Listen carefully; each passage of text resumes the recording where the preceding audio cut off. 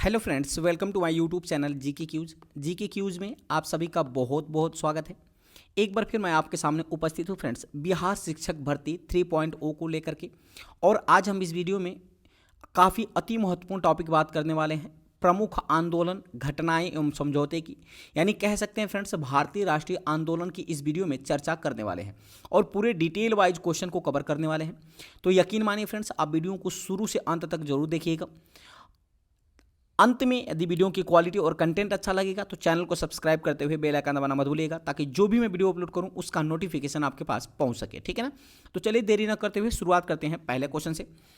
पहला क्वेश्चन आपके सामने कह रहा है फ्रेंड्स कि भारतीय राष्ट्रीय कांग्रेस की स्थापना कब की गई थी। भारतीय राष्ट्रीय कांग्रेस की स्थापना की मैं बात करूं तो याद रखिएगा 1885 में भारतीय राष्ट्रीय कांग्रेस की स्थापना की गई थी। हालांकि फ्रेंड्स, जब इसकी स्थापना होती है ना, तो उस समय इसका नाम था भारतीय राष्ट्रीय संघ। ठीक है ना। 1884 के अंदर एलन ऑक्टेवियम ह्यूम ने इसका नाम रखा था भारतीय राष्ट्रीय संघ। लेकिन दादा भाई नौरोजी ने 1885 की जो प्रथम बैठक होता है, यानी प्रथम अधिवेशन होता है, तो उस दौरान भारतीय राष्ट्रीय संघ का नाम बदल करके भारतीय राष्ट्रीय कांग्रेस करने की सिफारिश करते हैं। याद रखिएगा, उन्होंने भारतीय राष्ट्रीय कांग्रेस यानी कांग्रेस क्यों चुना, संघ के स्थान पे कांग्रेस क्यों चुना, क्योंकि फ्रेंड्स जो कांग्रेस शब्द था ना, ये उस समय उत्तरी अमेरिका में बड़ा प्रचलित शब्द था। और उत्तरी अमेरिका में जिसका अर्थ होता था, याद रखिएगा, जिसका अर्थ होता था जनता का समूह। क्या होता था? जनता का समूह। इसीलिए दादा भाई नौरोजी के सिफारिश पर इसका नाम बदल करके कर दिया गया भारतीय राष्ट्रीय कांग्रेस। तो इतना आपको याद रखना पड़ेगा। आगे बढ़ते हैं, डिटेल में कवर करते हैं। तो बात करें अगर भारतीय राष्ट्रीय कांग्रेस की, तो याद रखिएगा इसकी जो पहली बैठक हुई थी वो हुई थी 28 दिसंबर 1885 को हुई थी इसकी पहले बैठक। गोकुलदास तेजपाल संस्कृत कॉलेज मुंबई के अंदर हुई थी। ठीक है ना। हालांकि फ्रेंड्स, ये बैठक जो 1885 वाली होनी थी ना, ये होनी थी पूना के अंदर। कहाँ होनी थी? पूना के अंदर प्रस्तावित थी। लेकिन पूना में प्लेग महामारी की फैलने की वजह से इस बैठक को मुंबई में आयोजित किया गया, गोकुलदास तेजपाल संस्कृत कॉलेज के अंदर। ठीक है ना। अगर मैं बात करूं कि भारतीय राष्ट्रीय कांग्रेस का संस्थापक किसे माना जाता है, तो ए.ओ. ह्यूम को भारतीय राष्ट्रीय कांग्रेस का संस्थापक माना जाता है, जिसका पूरा नाम है एलन ऑक्टेवियम ह्यूम, जो कि स्कॉटलैंड के निवासी थे। ये भी आपको याद रखना है। और 3-4 क्वेश्चन और आपको याद रखना है एलन ऑक्टेवियम ह्यूम से। याद रखिएगा, पहली बात कि इनको हर्मिट ऑफ शिमला के नाम से जाना जाता था। ठीक है ना। हर्मिट ऑफ शिमला के नाम से जाना जाता है। दूसरा, पक्षी विज्ञान का जनक भी कहा जाता था। और तीसरा फ्रेंड्स, याद रखिएगा, इनको जनता का मित्र माना जाता था। ठीक है ना। क्या माना जाता था? जनता का मित्र। तो ये भी आपको याद रखना है। साथ ही साथ फ्रेंड्स, मैंने आपको बता दिया कि पहले जब स्थापना हुई थी तो इसका नाम था भारतीय राष्ट्रीय संघ, बाद में बदल करके भारतीय राष्ट्रीय कांग्रेस कर दिया गया दादा भाई नौरोजी की सिफारिश पर। वहीं एक प्रश्न आपके लिए काफ़ी इंपॉर्टेंट हो जाता है कि जब भारतीय राष्ट्रीय कांग्रेस की स्थापना हुई थी तो उस समय भारत का वायसराय कौन था? तो वो था फ्रेंड्स लॉर्ड डफरिन। कौन था? लॉर्ड डफरिन उस समय वायसराय था। प्रथम प्रथम अधिवेशन की अध्यक्षता किसने किया था? तो व्योमेश चंद्र बनर्जी ने किया था प्रथम अधिवेशन की अध्यक्षता। वहीं कांग्रेस के अधिवेशन की अध्यक्षता करने वाले पहले मुस्लिम कौन थे? तो याद रखिएगा, वो थे बदरुद्दीन तैयब जी। कौन था? बदरुद्दीन तैयब जी, जिन्होंने फ्रेंड्स याद रखिएगा 1887 के अधिवेशन की अध्यक्षता किया था बदरुद्दीन तैयब जी ने। वहीं प्रथम अंग्रेज अध्यक्ष कौन बना था? तो जॉर्ज यूल। कौन बना था? जॉर्ज यूल, या इन कहीं कहीं आपको जॉर्ज यूले भी मिल जाएगा, जो कांग्रेस के प्रथम अंग्रेज अध्यक्ष बने थे। इन्होंने 1888 के अधिवेशन की अध्यक्षता किया था। तो ये भी आपको याद रखना है। वहीं प्रथम महिला अध्यक्ष की बात करें कि कांग्रेस की प्रथम महिला अध्यक्ष कौन बनी थी, तो वो बनी थी एनी बेसेंट। कौन बना था फ्रेंड्स? एनी बेसेंट, जिन्होंने कांग्रेस के अधिवेशन की अध्यक्षता की है। अगर मैं बात करूं फ्रेंड्स कि इन्होंने किस अधिवेशन की अध्यक्षता किया था, तो याद रखिएगा, इन्होंने 1917 के अधिवेशन की अध्यक्षता किया था प्रथम महिला अध्यक्ष एनी बेसेंट ने। वहीं प्रथम भारतीय महिला अध्यक्ष अगर आपसे पूछ ले तो वो थी फ्रेंड्स सरोजिनी नायडू। कौन थी? सरोजिनी नायडू, जिन्होंने फ्रेंड्स याद रखिएगा 1925 के अधिवेशन की अध्यक्षता किया था। तो ये भी आपको याद रखना पड़ेगा। ठीक है। उम्मीद करते हैं फ्रेंड्स पहले क्वेश्चन की व्याख्या इतना आपको अच्छी तरह से समझ में आया होगा। अगले क्वेश्चन की तरफ बढ़ते हैं। अगला क्वेश्चन आपके सामने कह रहा है कि 1905 में बंगाल विभाजन किस वायसराय के शासनकाल में हुआ था? तो फ्रेंड्स याद रखिएगा, 1905 का जो बंगाल विभाजन हुआ था वो लॉर्ड कर्जन के शासनकाल में हुआ था। यानी उस समय लॉर्ड कर्जन जो था वो भारत का वायसराय था। यानी विकल्प नंबर ए बिल्कुल सही हो जाएगा। याद रखिएगा, डिटेल में बात करते हैं तो जो फ्रेंड्स बंगाल था ना, बंगाल को 2 भागों में बांट दिया गया। एक तो था पश्चिमी बंगाल और दूसरा बना दिया गया पूर्वी बंगाल। तो पश्चिमी बंगाल के अंतर्गत पश्चिम बंगाल के साथ साथ बिहार, उड़ीसा का भी क्षेत्र आता था, जबकि पूर्वी बंगाल के साथ साथ पूर्वी बंगाल और असम के क्षेत्र आते थे, ठीक है ना। वहीं पश्चिमी बंगाल की राजधानी बनाया गया कलकत्ता, जबकि पूर्वी बंगाल की राजधानी बनाया गया ढाका, ठीक है ना। तो पश्चिमी बंगाल में जो कुल जनसंख्या थी वो कितनी थी? 5,40,00,000, और पूर्वी बंगाल में कितनी जनसंख्या थी? 3,10,00,000 थी, ठीक है ना। जबकि याद रखिएगा पश्चिमी बंगाल में मात्र 90 लाख मुसलमान थे, यानी कह सकते हैं कि जो पश्चिमी बंगाल था वो हिंदू बाहुल्य क्षेत्र था, जबकि पूर्वी बंगाल जो था फ्रेंड्स यहाँ पे 1,20,00,000 हिंदू थे, यानी इस प्रकार कह सकते हैं कि यहाँ जो पूर्वी बंगाल था ये मुस्लिम बाहुल्य क्षेत्र था। तो इससे सीधा सीधा आप समझ सकते हैं कि जो बंगाल विभाजन एकमात्र बहाना था, केवल हिंदू और मुस्लिम की एकता को डगमगाना था, यह उद्देश्य था लॉर्ड कर्जन का, ठीक है ना। चलिए और डिटेल में अगर मैं बात करूं तो क्या उद्देश्य था 1905 के बंगाल विभाजन का? तो उद्देश्य था मुस्लिम हिंदू और मुस्लिम की एकता को तोड़ना चाहते थे अंग्रेज। उस समय वायसराय कौन था? तो सबको पता है, लॉर्ड कर्जन था। और यह बंगाल विभाजन कब लागू होता है? तो फ्रेंड्स 16 अक्टूबर 1905 को। जब 16 अक्टूबर 1905 को बंगाल विभाजन लागू होता है तो संपूर्ण देश में यानी पूरे देश में रोष एवं विरोध की भावना उत्पन्न हो जाती है, और 16 अक्टूबर 1905 को शोक दिवस के रूप में मनाया जाता है, ठीक है ना। साथ ही साथ फ्रेंड्स 16 अक्टूबर 1905 को बंगाल विभाजन लागू होने के उपलक्ष्य में रविंद्रनाथ टैगोर के आह्वान पर रक्षाबंधन दिवस मनाया जाता है, यानी हिंदू भाई जो है मुस्लिम भाइयों के हाथों पे यानी कलाइयों पर राखी बांधते हैं, जबकि मुस्लिम भाई हिंदू भाइयों के कलाइयों पर राखी बांधते हैं, ताकि हिंदू मुस्लिम की एकता को बनाए रखा जा सके, इसलिए ऐसा आह्वान किया था रविंद्रनाथ टैगोर ने, ठीक है। अगर रविंद्रनाथ टैगोर की बात करें फ्रेंड्स तो याद रखिएगा इन्होंने बंगाल विभाजन के अवसर पर ही अमार सोनार बंगला नामक एक गीत लिखा था, जो कि बाद में बांग्लादेश का राष्ट्रगान बना। रविंद्रनाथ टैगोर ने भारत के राष्ट्रगान भी लिखा है। तो रविंद्रनाथ टैगोर ऐसे व्यक्ति हैं जिन्होंने बांग्लादेश का भी राष्ट्रगान लिखा है और अपने भारत देश का भी राष्ट्रगान लिखा है, तो ये भी आपको याद रखना पड़ेगा। आगे बढ़ते हैं फ्रेंड्स अगले क्वेश्चन की तरफ। अगला क्वेश्चन है मुस्लिम लीग की स्थापना कब किया गया था? तो फ्रेंड्स मुस्लिम लीग की स्थापना की मैं बात करूं तो ये किया गया था 1906 में, यानी विकल्प नंबर डी बिल्कुल सही हो जाएगा। मुस्लिम लीग की स्थापना कब किया गया था फ्रेंड्स? तो 1906 ईस्वी में किया गया था। डिटेल में बात करते हैं। बंगाल विभाजन की घोषणा के पश्चात मुसलमानों का एक शिष्टमंडल जिसमें 36 लोग शामिल थे, ये फ्रेंड्स आगा खां के नेतृत्व में 1 अक्टूबर 1906 को तत्कालिक वायसराय लॉर्ड मिंटो से जाकर मिलते हैं, और मिलने के बाद वहाँ से उनका मांगना था कि प्रांतीय व स्थानीय निकायों में मुसलमानों के लिए पृथक निर्वाचन मंडल की मांग करते हैं, ठीक है ना।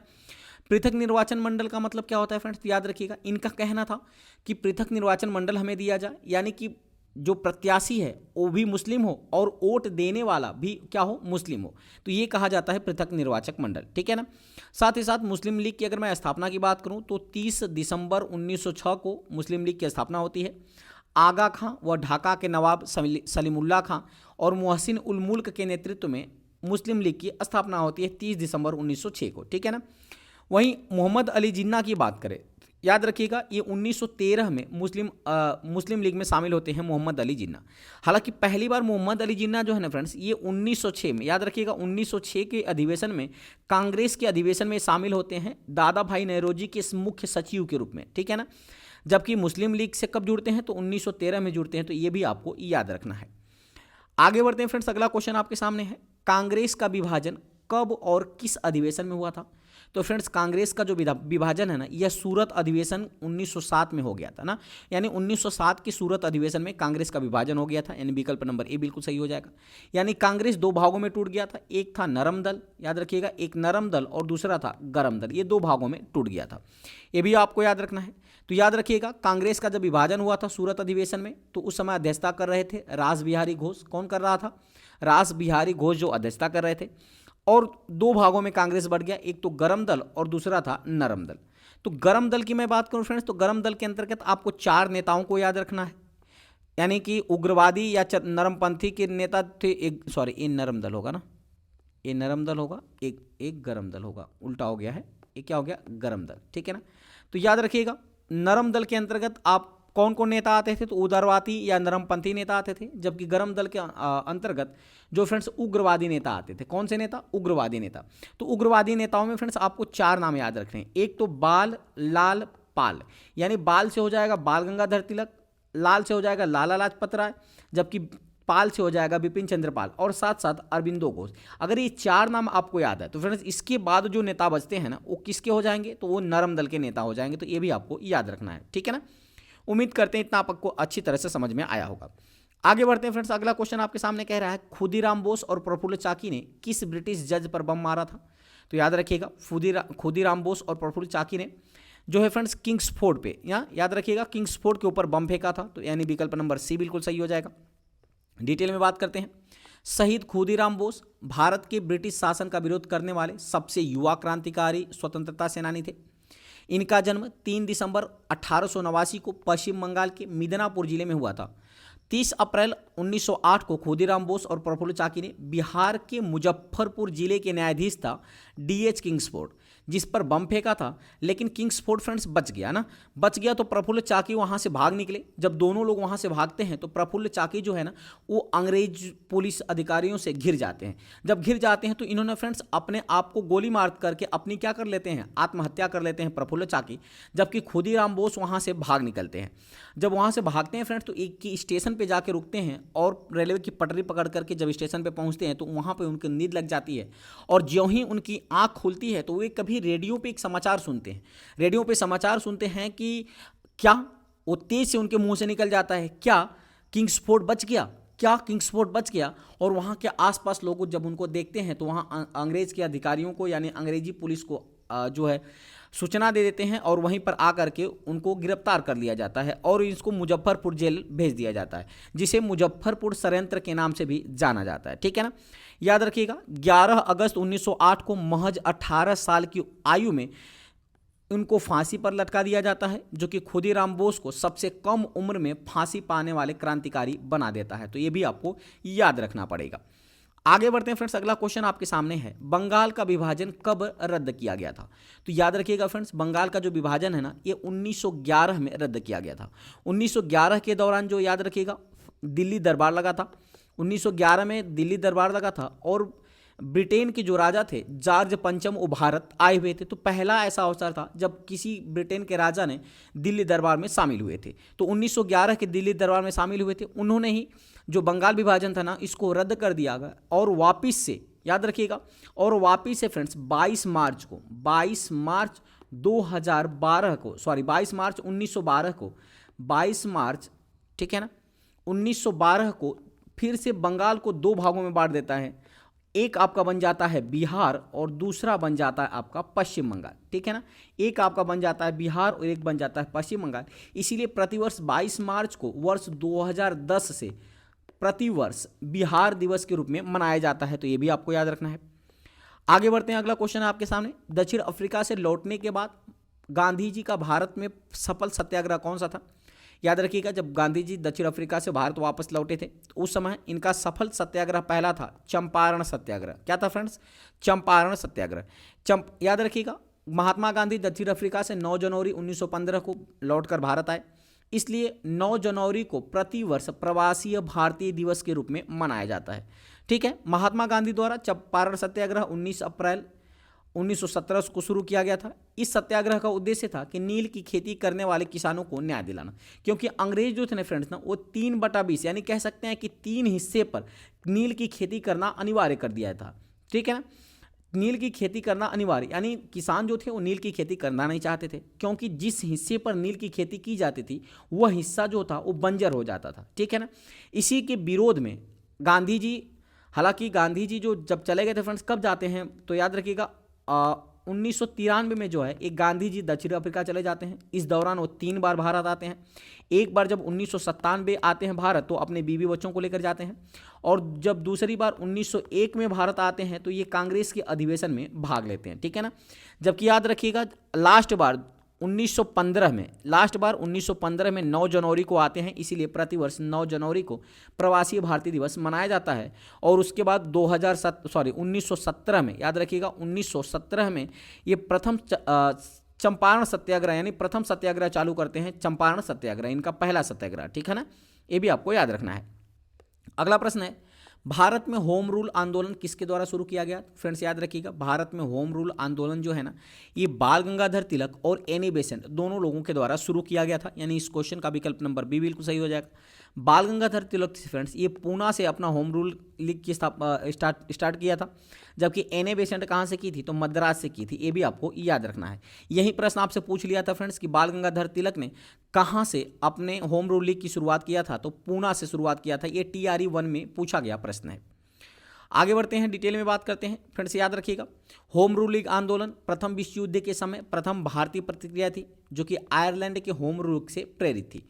इस आंदोलन का उद्देश्य राजनीतिक शिक्षा और सार्वजनिक बैठक आदि के माध्यम से स्वशासन को प्राप्त करना था।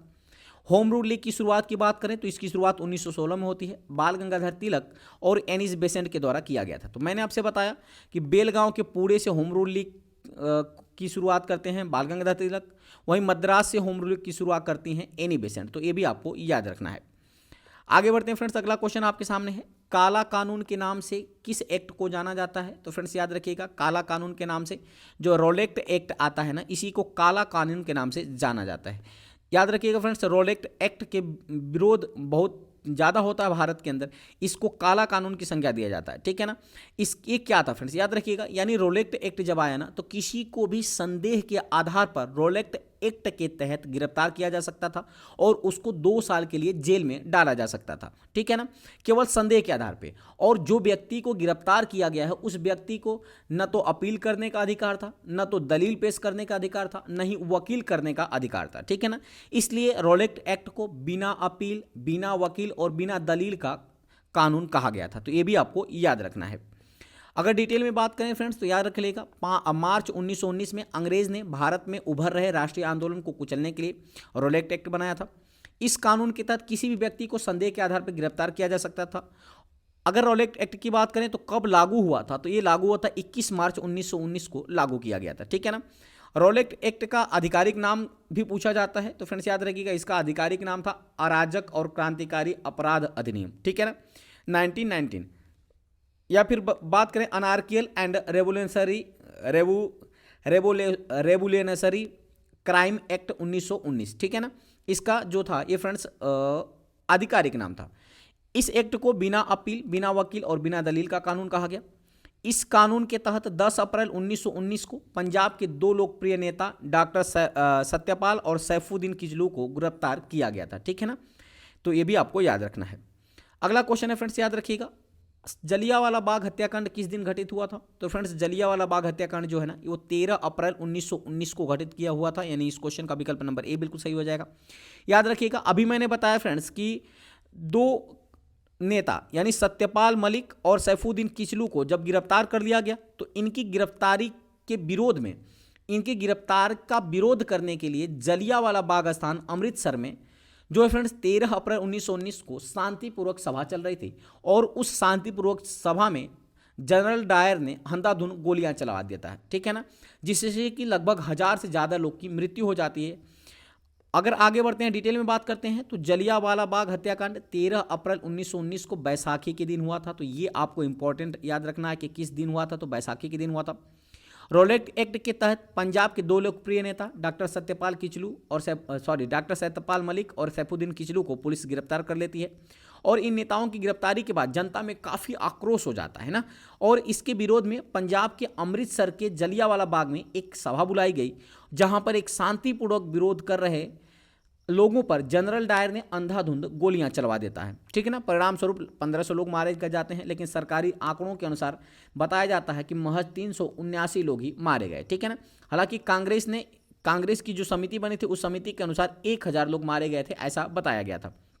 जलियांवाला बाग हत्याकांड के समय भारत का वायसराय कौन था? तो वो था फ्रेंड्स लॉर्ड चेम्सफोर्ड। कौन था? लॉर्ड चेम्सफोर्ड जो था वो जलियांवाला बाग हत्याकांड के समय भारत का वायसराय था। इस घटना की जांच के लिए अंग्रेजों द्वारा एक कमीशन बनाया गया जिसका नाम रखा गया हंटर कमीशन। और इस सभा की मुखबिरी किसने किया था? कि हंसराज नामक, याद रखिएगा, हंसराज नामक व्यक्ति ने इस जो सभा चल रही थी, शांतिपूर्वक विरोध प्रदर्शन चल रहा था जलियांवाला बाग में, इसका मुखबिरी किया था हंसराज नामक व्यक्ति ने। ठीक है, ये भी आपको याद रखना है। आगे बढ़ते हैं फ्रेंड्स, अगला क्वेश्चन है खिलाफत आंदोलन के संस्थापक कौन थे। तो फ्रेंड्स खिलाफत आंदोलन के संस्थापक थे अली बंधु। कौन थे? अली बंधु, यानी इस क्वेश्चन का जो विकल्प है विकल्प नंबर सी बिल्कुल सही हो जाएगा। ठीक है ना। चलिए डिटेल में बात करते हैं। खिलाफत आंदोलन तुर्की के खलीफा के पद के समर्थन में अंग्रेजों के खिलाफ आंदोलन था। उस समय तुर्की के खलीफा को सारे विश्व में मुसलमानों का धार्मिक गुरु माना जाता था। ठीक है ना। और उनके ऊपर अंग्रेजों द्वारा जो बुरा व्यवहार किया जा रहा था, इसी के खिलाफ में खिलाफत आंदोलन चलाया जा रहा था, जिसका नेतृत्व तो अली बंधुओं के द्वारा किया जा रहा था। याद रखिएगा, यानी कि खिलाफत आंदोलन को शुरू किया था भारत में किसने? तो अली बंधु ने, या जिसमें शौकत अली और मोहम्मद अली के द्वारा शुरू किया गया था। कब किया गया था? तो 1919 ईस्वी में किया गया था। बाद में इसका नेतृत्व तो गांधी जी के द्वारा किया गया, क्योंकि गांधी जी चाहते थे कि मुस्लिम को भी अंग्रेजों के विरुद्ध राष्ट्रीय आंदोलन में शामिल किया जाए, यानी अंग्रेजों के विरुद्ध राष्ट्रीय आंदोलन में जो मुस्लिम है ना, इनको भी जोड़ करके मुस्लिम लोगों को भी अपने साथ जोड़ा जाए, इसलिए उन्होंने नेतृत्व किया था। ठीक है। चलिए आगे बढ़ते हैं। अगला क्वेश्चन आपके सामने है असहयोग आंदोलन कब शुरू किया गया था। तो फ्रेंड्स याद रखिएगा, असहयोग आंदोलन की शुरुआत होता है अगस्त 1920 में, यानी इस क्वेश्चन का विकल्प नंबर ए बिल्कुल सही हो जाएगा। डिटेल में बात करते हैं। असहयोग आंदोलन की शुरुआत महात्मा गांधी जी के नेतृत्व में अगस्त 1920 में की गई थी। यह आंदोलन अहिंसक होना था फ्रेंड्स ना, जिसमें भारतीयों को अपने अपने खिताबों, अपनी उपाधियों का त्याग करना था, सरकारी सेवाओं का त्याग करना था, विदेशी सामान का बहिष्कार करना था और चुनावों का बहिष्कार करना था। ठीक है ना, ताकि अंग्रेजी सत्ता का विरोध किया जा सके। हालांकि गांधी जी ने अपने केसर ए हिंद की उपाधि इसी आंदोलन के दौरान वापस कर दी थी। तो प्रश्न पूछा जाता है कि गांधी जी ने केसर ए हिंद की उपाधि कब लौटाई थी। तो असहयोग आंदोलन की शुरू होने पर गांधी जी ने केसर ए हिंद की उपाधि लौटा दी थी, जो कि ये अंग्रेजों के द्वारा दिया गया था। ये भी आपको याद रखना है। अगला क्वेश्चन है गांधी जी ने केसर ए हिंद की उपाधि कब लौटाई थी। तो मैंने अभी आपको बताया फ्रेंड्स, जब असहयोग आंदोलन की शुरुआत होती है, तो असहयोग आंदोलन के आरंभ होने पर ही गांधी जी ने केसर ए हिंद की उपाधि को लौटा दिया था। ठीक है ना। चलिए आगे बढ़ते हैं। अगला क्वेश्चन है चौरी चौरा की घटना कब घटित हुई। फ्रेंड्स याद रखिएगा, चौरी चौरा की जो घटना है ना, एक घटित हुई थी 5 फरवरी 1922 को। हुआ क्या था फ्रेंड्स कि जो याद रखिएगा, जब गांधी जी ने असहयोग आंदोलन चलाया था, तो इस आंदोलन के दौरान अगस्त 1920 को जो असहयोग आंदोलन चलाया गया था, इस आंदोलन के दौरान चौरी चौरा, गोरखपुर के चौरी चौरा नामक स्थान से जो भीड़ थी वो शांतिपूर्वक अपना प्रदर्शन करते हुए आगे की तरफ बढ़ रही थी। लेकिन वहीं पर चौरी चौरा एक पुलिस थाना था, और उस पुलिस थाने ने फ्रेंड्स याद रखिएगा, पुलिसकर्मियों ने इस भीड़ पर लाठीचार्ज कर दिया, और जिससे भीड़ गुस्सा हो गई, और गुस्साई भीड़ ने उन पुलिसकर्मियों को उसी थाना में बंद करके जिंदा जला दिया। यानी लगभग 23 पुलिसकर्मियों को जिंदा जला दिया इन लोगों ने। जबकि यह जो आंदोलन होना था ये अहिंसक होना था, लेकिन ये क्या हो गया फ्रेंड्स, ये हिंसक हो गया ना। इसीलिए याद रखिएगा, इसीलिए 5 फरवरी 1922 को गोरखपुर के जिले में चौरी चौरा कांड, किसानों के एक जुलूस पर पुलिस वालों द्वारा गोली चलाने पर भीड़ ने पुलिस थाने में आग लगा दी, जिससे कि 22 पुलिसकर्मी मारे गए थे। और इस हिंसक घटना के कारण गांधी जी ने असहयोग आंदोलन को वापस ले लिया था। तो ये भी आपको याद रखना है। आगे बढ़ते हैं। अगला क्वेश्चन है स्वराज पार्टी की स्थापना किसने किया था। तो फ्रेंड्स याद रखिएगा, स्वराज पार्टी की स्थापना किया था मोतीलाल नेहरू और चित्तरंजन दास ने, यानी इस क्वेश्चन का जो विकल्प है विकल्प नंबर डी बिल्कुल सही हो जाएगा। मोतीलाल नेहरू और चित्तरंजन दास ने स्वराज पार्टी की स्थापना की थी। ठीक है ना। कहानी कुछ ऐसी थी फ्रेंड्स कि जो याद रखिएगा, जो मार्ले मिंटो सुधार अधिनियम आया था ना, मार्ले मिंटो सुधार अधिनियम, उस अधिनियम के तहत जो फ्रेंड्स ना चुनाव लड़ने के लिए भारतीयों को इजाज़त दी गई थी। तो जो 1922 का अधिवेशन था, इसकी अध्यक्षता कर रहे थे चित्तरंजन दास। चित्तरंजन दास चाहते थे कि हम अपनी आवाज़ को क्यों न चुनाव लड़ करके जीत करके हाउस ऑफ कॉमन्स से उठाते हैं। लेकिन हुआ क्या फ्रेंड्स कि चित्तरंजन दास के बातों को कांग्रेस वाले नहीं मानते हैं। उनको ये डर सताता है कि हो सकता है अगर ये जीत जाते हैं तो जीत करके अंग्रेजों में शामिल हो जाएं, इसलिए वो चुनावों के लिए अनुमति नहीं देते हैं। उसी दौरान जो है चित्तरंजन दास ने इस्तीफा दे दिया, किससे? कांग्रेस से, और अपनी एक नई पार्टी बना दी जिसका नाम था स्वराज पार्टी। तो ये भी आपको याद रखना था, जिसमें अध्यक्ष बनते हैं चित्तरंजन दास और सचिव बनते हैं मोतीलाल नेहरू। ये भी आपको याद रखना है। आगे बढ़ते हैं फ्रेंड्स। अगला क्वेश्चन है वर्ष 1928 में भारत में आए उस कमीशन का नाम बताइए जिसका उद्देश्य भारत की संवैधानिक व्यवस्था में सुधार करना था। तो कौन सा कमीशन था फ्रेंड्स, जो कि कब आया था? तो 1928 में आया था। तो याद रखिएगा, वो था साइमन कमीशन। कौन था? साइमन कमीशन, यानी इस क्वेश्चन का जो विकल्प है विकल्प नंबर डी बिल्कुल सही हो जाएगा। हालांकि साइमन कमीशन कब बना था? तो 1927 में बना था, लेकिन भारत में कब आया था? तो 1928 में आया था। डिटेल में बात करते हैं साइमन कमीशन। इस कमीशन की नियुक्ति फ्रेंड्स ब्रिटिश प्रधानमंत्री द्वारा 1927 में सर साइमन के नेतृत्व में की गई थी। इस कमीशन में कुल 7 सदस्य थे और यह जो फ्रेंड्स कमीशन है ना, यह 1928 में भारत आया था। अगर मैं इसके मुख्य कार्य की बात करूं तो इसका मुख्य कार्य था भारत की संवैधानिक व्यवस्था में सुधार करना, ठीक है ना।